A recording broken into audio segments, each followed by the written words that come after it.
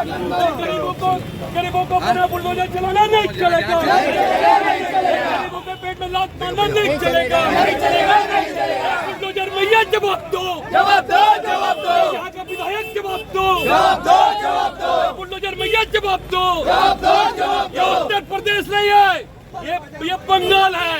आप जो सोच रही है ये उत्तर प्रदेश में इस तरीके से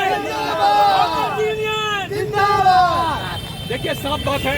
রাজ্য সরকারের প্রশাসনিক স্তরে বর্ডস রদবদলের জেরে নতুন সেক্রেটারি বা সচিব পেল আসানসোল পুর নিগম।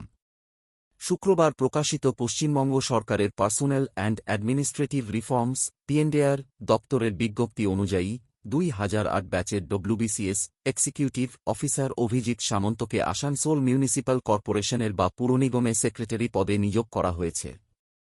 বিজ্ঞপ্তি অনুযায়ী অভিজিৎ সামন্ত বর্তমানে নদিয়া জেলার পিও কাম ডিডব্লিউও পদে কর্মরত রয়েছেন। নতুন নির্দেশ অনুসারে তিনি অবিলম্বে আসানসোল পুর নিগমে পুর সচিব পদে যোগ দিলেন। আগামী 17 জুলাইয়ের মধ্যে নতুন দায়িত্ব গ্রহণের নির্দেশ দেওয়া হয়েছে। রাজ্য সরকারের এই প্রশাসনিক রদবদলে মোট 48 জন ডব্লিউবিসিএস এক্সিকিউটিভ অফিসারকে নতুন পদের দায়িত্ব দেওয়া হয়েছে। এর মধ্যে পশ্চিম বর্ধমান সহ বিভিন্ন জেলায় অতিরিক্ত জেলাশাসক, এডিএম, বিভাগীয় কমিশনার, যুগ্ম সচিব এবং অন্যান্য গুরুত্বপূর্ণ প্রশাসনিক পদে একাধিক আধিকারিককে নিয়োগ করা হয়েছে। আসানসোল পুর নিগমে নতুন সেক্রেটারির যোগদানের ফলে নাগরিক পরিষেবা, উন্নয়নমূলক প্রকল্প এবং প্রশাসনিক কার্যক্রমে আরও গতি আসবে বলেই প্রশাসনিক মহলের আশা।